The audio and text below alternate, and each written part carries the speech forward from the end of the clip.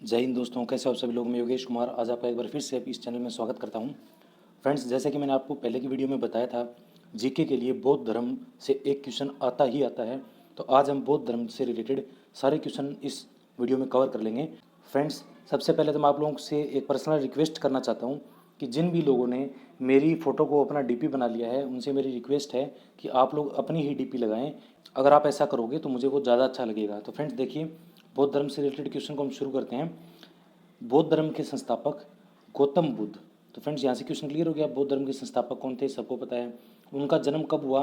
563 BC में हुआ था। और कहाँ हुआ था? कपिल वस्तु के शाक्य कुल में लुम्बिनी में हुआ था, जो कि नेपाल में पड़ता है।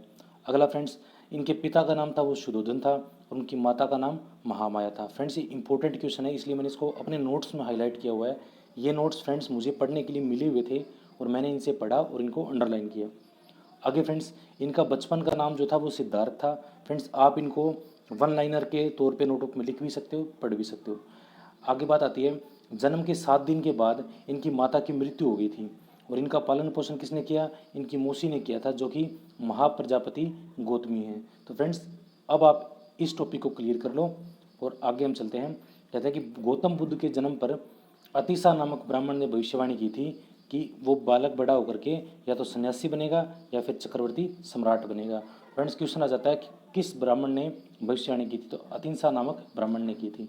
ये क्वेश्चन रेयर ही आता है लेकिन आ सकता है फ्रेंड। आगे 16 वर्ष की आयु में कोलीय गणराज्य की कन्या यशोधरा से गौतम बुद्ध का विवाह हुआ था। ये क्वेश्चन आता है फ्रेंड्स। गौतम बुद्ध की पत्नी का क्या नाम था? यशोधरा था। आगे फ्रेंड्स, 29वें वर्ष में सिद्धार्थ को पुत्र की प्राप्ति हुई थी और उनका नाम क्या रखा गया था? राहुल रखा गया था 29वें वर्ष में। आगे चलते हैं फ्रेंड्स, इनके जीवन की परिवर्तनकारी घटनाओं में रोगी, वृद्ध, शव यात्रा एवं अन्य सन्यासी देखने में शामिल हैं। फ्रेंड्स ये आपने जब स्टोरी पढ़ी होगी तो आपने उसमें देखा होगा कि वो उनके पिता जो थे उनको महल से बाहर भी नहीं जाने देते थे ताकि वो सन्यासी ना बन जाए, उनकी भविष्यवाणी सच ना हो जाए। लेकिन फ्रेंड्स एक बार जब वो कहीं बाहर निकले तो फिर उन्होंने देखा कि कोई रोगी भी है इस दुनिया में, जिसको रोग भी होता है, वृद्ध भी होता है, बुढ़ापा भी आता है, शव भी यात्रा भी उन्होंने देखी कि हाँ भी अंत में मरता भी है इंसान, और सन्यासी को भी देखा। तो ये सब चीज़ें उनकी जीवन को परिवर्तन करने वाली घटनाएं थी। आगे फ्रेंड्स 29वें वर्ष में सिद्धार्थ ने गृह त्याग कर दिया था। फ्रेंड्स जब उनको पुत्र की प्राप्ति हुई थी वो भी 29वें वर्ष में हुई थी और उन्होंने गृह का त्याग किया था वो भी 29वें वर्ष में किया था। आगे फ्रेंड्स इस घटना को क्या कहते हैं? फ्रेंड्स ये क्वेश्चन एग्जाम में काफ़ी बार आया हुआ है कि इनके जो गृह त्याग की जो घटना है उसको कहते हैं महाविनिष्क्रमण। वन लाइनर में मैंने आपको ये चीज़ पढ़ाई भी थी। आगे चलते फ्रेंड्स, कहते हैं कि गृह त्याग के बाद ज्ञान की खोज में रुद्र क्रामपुत्र और अलार कलाम नामक संत के पास आए, परंतु संतुष्ट न होने के कारण वो उरुखेला आ गए। फ्रेंड्स ये तो इनके जब सन्यासी ये बन रहे थे, जब ये ज्ञान की खोज कर रहे थे, तो इनके इधर उधर जाने की घटनाएं हैं, तो ये इतनी इंपॉर्टेंट नहीं है। आगे आता है फ्रेंड्स, 6 वर्ष तक की घोर तपस्या के बाद उन्होंने सुजाता नामक कन्या के हाथ भोजन ग्रहण किया। ये क्वेश्चन फ्रेंड्स एग्जाम में काफ़ी बार आता है कि 6 वर्ष तक उन्होंने तपस्या की और 6 वर्ष के बाद उन्होंने सुजाता नामक कन्या से भोजन ग्रहण किया था। इसके बाद वो कहाँ गए थे फ्रेंड्स? इसके बाद वो बोध गया में आ गए थे। आगे चलते हैं फ्रेंड्स, वहाँ पे पीपल के वृक्ष के नीचे, ये भी इंपॉर्टेंट है फ्रेंड्स, पीपल के वृक्ष के नीचे निरंजना नदी के तट पर, ये भी इंपॉर्टेंट है फ्रेंड्स, 7 दिन तक समाधि में लीन रहे फ्रेंड्स। 8वें दिन उनको ज्ञान प्राप्त हो गया। अब फ्रेंड्स ज्ञान प्राप्त कैसे हुआ? हम इतने ज्ञानी नहीं है जितने वो थे। आगे चलते हैं फ्रेंड्स, इस वृक्ष को शशांक नामक शासक ने कटवाकर नदी में फेंकवा दिया। तो फ्रेंड्स बहुत सारे लोग ऐसे भी होते हैं जो इस तरीके के काम करते हैं। आगे चलते हैं फ्रेंड्स, ये क्वेश्चन इंपॉर्टेंट है, शशांक नामक राजा ने कटवाकर नदी में फेंकवा दिया था। तो फ्रेंड्स आप लोग ये याद रखना। अगला क्वेश्चन, ज्ञान प्राप्ति के बाद बुद्ध यानी कि गौतम बुद्ध सारनाथ आ गए और जहाँ उन्होंने 5 ब्राह्मण को सर्वप्रथम ज्ञान की शिक्षा दी थी। तो फ्रेंड्स याद रखना कि उन्होंने सर्वप्रथम कौन सी जगह पे ब्राह्मण को शिक्षा दी थी? तो फ्रेंड्स उन्होंने ज्ञान की शिक्षा कहाँ दी थी? सारनाथ में दी थी। इस घटना को क्या कहते हैं फ्रेंड्स? इस घटना को कहते हैं धर्मचक्र परिवर्तन। तो फ्रेंड्स जब वो ज्ञान बांटते हैं तो उस घटना को बोलते हैं धर्मचक्र परिवर्तन, और जब घर छोड़ते हैं उसको बोलते हैं महाविनिष्क्रमण। याद रखना फ्रेंड्स, इंपॉर्टेंट है। फ्रेंड्स कुछ लोग सिजिल की तैयारी कर रहे हैं या जिनका लेवल अच्छा है वो लोग हो सकता है कि उनको ये वीडियो इतनी ज़्यादा इफेक्टिव ना लगे, लेकिन फ्रेंड्स ये इंपॉर्टेंट क्वेश्चन वाली वीडियो है। इस टॉपिक से हर एग्जाम में क्वेश्चन आते हैं, चाहे वो कोई भी एग्जाम क्यों ना हो। आगे चलते हैं फ्रेंड्स, इसके बाद बुद्ध 80 वर्ष की उम्र तक धर्म का प्रचार घूम घूम तक करते रहे। तो फ्रेंड्स इन्होंने अपनी पूरी जो आयु थी, पूरा जीवन जो था, इन्होंने घूम घूम कर प्रचार किया। इस कार्य में विभिन्न राजाओं के द्वारा भी सहयोग प्राप्त हुआ। तो फ्रेंड्स धर्म के नाम पे बहुत सारे राजा आगे भी आते हैं। श्रीवस्ती का श्रेष्ठी अनाथ पिंडक ने जेतवन उद्यान जेत राजकुमार से खरीदकर बुद्ध को भेंट किया। तो फ्रेंड्स जो राजा होते हैं वो बड़ी बड़ी चीज़ें भेंट करते ही है, कोई बड़ी बात नहीं है।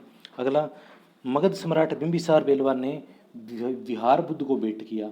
ये फ्रेंड्स आप लोग याद कर सकते हो, करना चाहो तो, या इसको आप 2 या 3 बार पढ़ सकते हो। केवल पढ़ने से ही आपको अंदाज़ा हो जाएगा कि हाँ मैंने उस एग्ज़ाम से पहले ये पढ़ा था, ये इसका ऑप्शन है।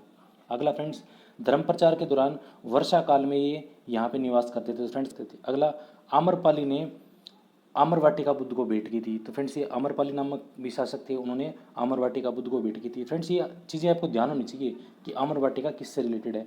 अगला फ्रेंड्स कहते हैं कि 80 वर्ष की उम्र में कुशीनगर में 483 BC में बुद्ध की मृत्यु हो गई। तो इस घटना को क्या कहते हैं? इस घटना को महापरिनिर्वाण कहते हैं। फ्रेंड्स ये जितनी घटनाएं हैं 3 या 4, इनको आप अच्छे से लर्न कर लेना, ये कौन से पार्ट से रिलेटेड है। अगला क्वेश्चन, पूर्णिमा का बुद्ध से विशेष संबंध था। बुद्ध का जन्म, ज्ञान प्राप्ति और मृत्यु इसी दिन हुआ था, यानी कि इनका जन्म भी पूर्णिमा के दिन हुआ था, इनको ज्ञान की प्राप्ति भी पूर्णिमा के दिन हुई थी और इनकी मृत्यु भी पूर्णिमा के दिन हुई थी। अगला फ्रेंड्स कहते हैं कि बुद्ध की मृत्यु के बाद उनके अवशेषों को 8 भागों में बांटकर स्थानीय शासकों को सौंप दिया गया। फ्रेंड्स ये चीज़ आप याद रखना कि 8 भागों में बांटकर स्थानीय शासकों को सौंप दिया गया था, और उन लोगों ने जो भाग बटे थे उनके, उसके ऊपर स्तूप बनवा दिए थे ताकि उनको याद रखा जाए। और फ्रेंड्स जब बाद में राजा अशोक आए थे तो उन्होंने क्या किया, इन अवशेषों को निकालकर उसके ऊपर 84,000 स्तूप बनवा दिए थे।